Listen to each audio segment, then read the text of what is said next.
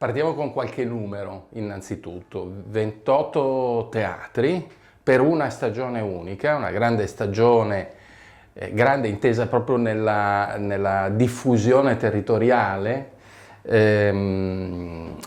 per più di 250 serate.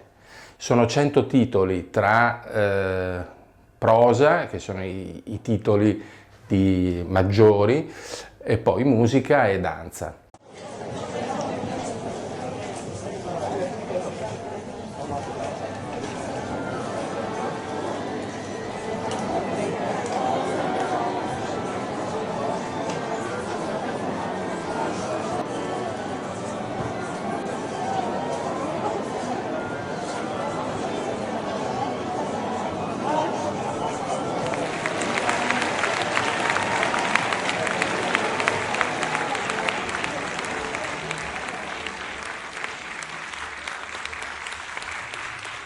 Direttore, anche questa stagione sicuramente sarà ricca di appuntamenti interessanti. Non possiamo raccontare tutti gli spettacoli perché sono davvero tanti, però magari citiamo quelli più interessanti o quelli insomma che potrebbero essere anche trainanti per il pubblico. Domanda difficile naturalmente, partiamo con qualche numero innanzitutto. 28 teatri per una stagione unica, una grande stagione, grande intesa proprio nella diffusione territoriale, per più di 250 serate. Sono 100 titoli tra prosa, che sono i titoli maggiori, e poi musica e danza. Apriamo il 2 di novembre la stagione. In realtà l'abbiamo già aperta e l'abbiamo già inaugurata il 5 di settembre con un evento che abbiamo fatto a Trieste, che simbolicamente ha aperto tutte le stagioni del nostro circuito. L'abbiamo fatto al Teatro Rossetti, in segno anche del ricordo e del richiamo che il circuito, l'ente teatrale regionale, nasce proprio da un'idea illuminata di cultura e politica di più di 50 anni fa. Questa è la 54esima edizione. Tra i 100 titoli, almeno il 20% sono proposti e prodotti da compagnie che hanno sede nel nostro territorio, a riconferma del fatto che il nostro territorio è un territorio speciale e che trova la sua specialità proprio nell'elemento culturale. E quindi qualche nome: Lopez Solenghi, Paolo Endel, Enrico Bertolino e Lella Costa, in uno spettacolo straordinario che vedremo a novembre, l'Otello, importantissimo, che ne fa una attualizzazione della tragedia shakespeariana.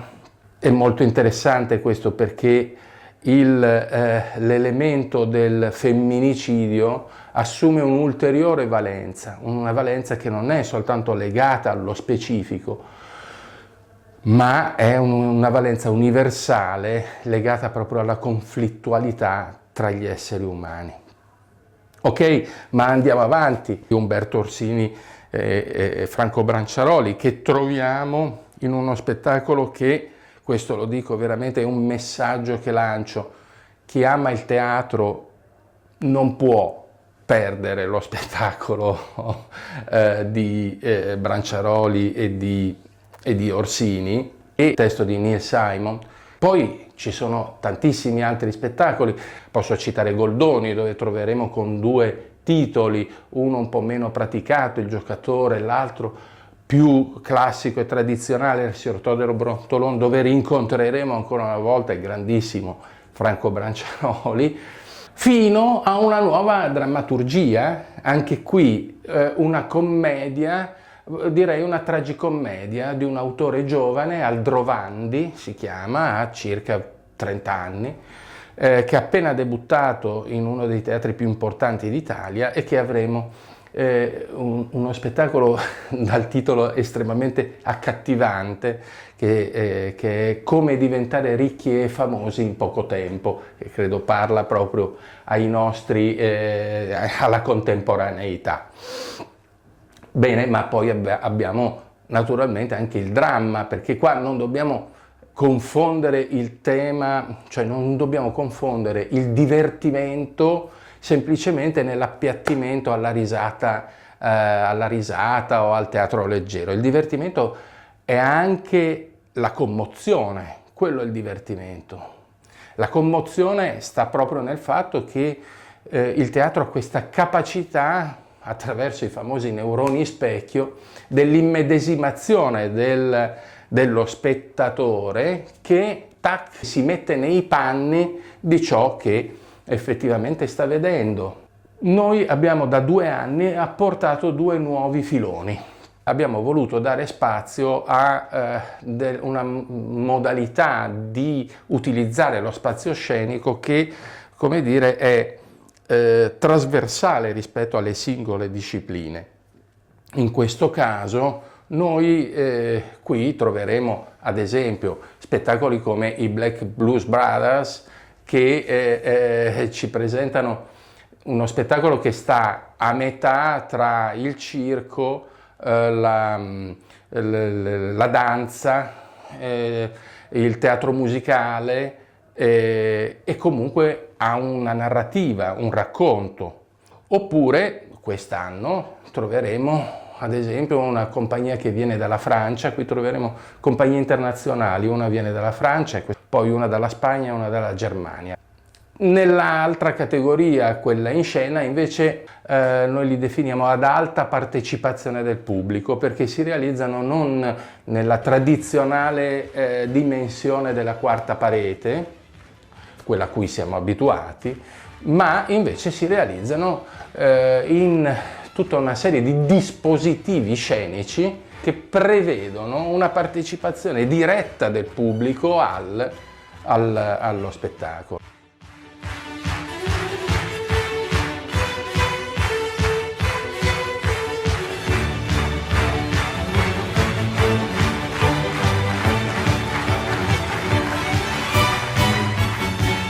Uno in particolare è dedicato alla sostenibilità, pensate c'è questo attore con il pubblico intorno sul palco che produce l'energia necessaria per fare lo spettacolo, il suo spettacolo, attraverso una bicicletta che lui pratica durante tutto lo spettacolo.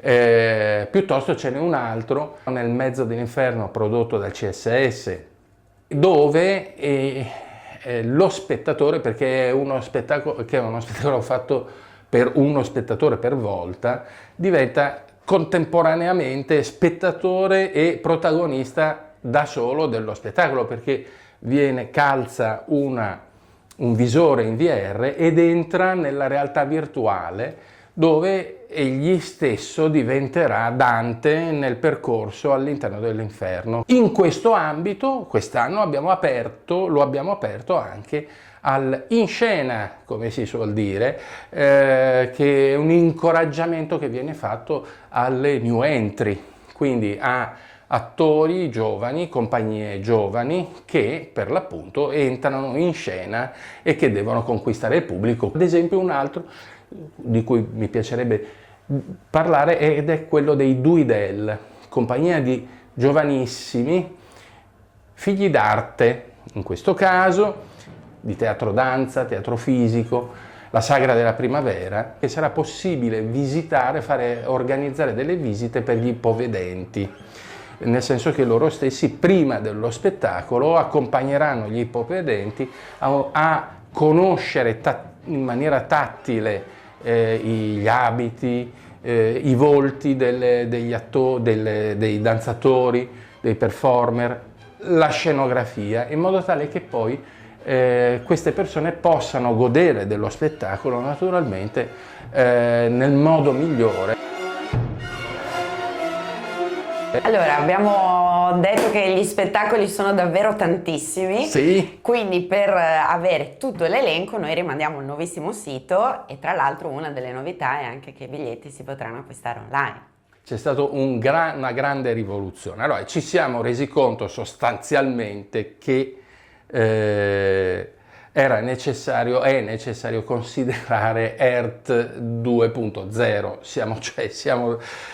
Se apriamo gli occhi vediamo tutti quanti, ovviamente, vediamo che il mondo viaggia ad una velocità davvero forte e potente, grazie soprattutto a questi anche sistemi, no, di comunicazione, che è il web, che attraverso il web c'è la possibilità di entrare sulle piattaforme, e quindi è stato un grande lavoro di aggiornamento da parte dell'ufficio comunicazione. Qui tutti gli uffici naturalmente sono coinvolti in questi processi di innovazione. Ecco, quindi diciamo è un sito che sicuramente è aggiornato, è davvero lo strumento migliore per comprendere quello che è il mondo ERT e come ERT va a realizzare i suoi primi due obiettivi istituzionali, che sono la diffusione della cultura dello spettacolo dal vivo da una parte, e l'altra è la formazione del pubblico.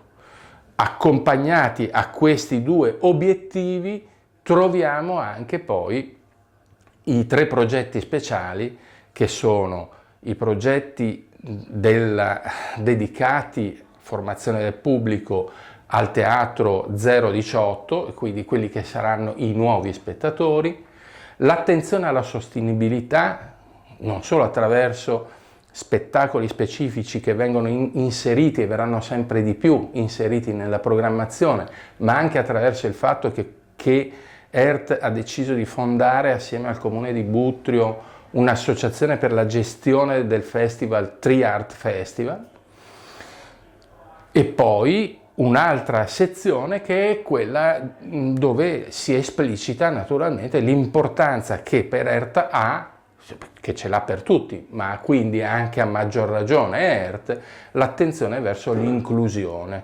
E poi vorremmo sempre di più, adesso è appena all'inizio tutto questo, ma vorremmo sempre di più entrare in quella filone di teatri, come faccio un paio di esempi: il Teatro Nazionale di Torino, il Teatro Nazionale di Milano, il Teatro Nazionale di Modena, dove come dire, è possibile anche vedere e mettere a disposizione degli strumenti tecnologici per rendere naturalmente gli spettacoli usufruibili alle persone appunto con disabilità cognitive o fisiche.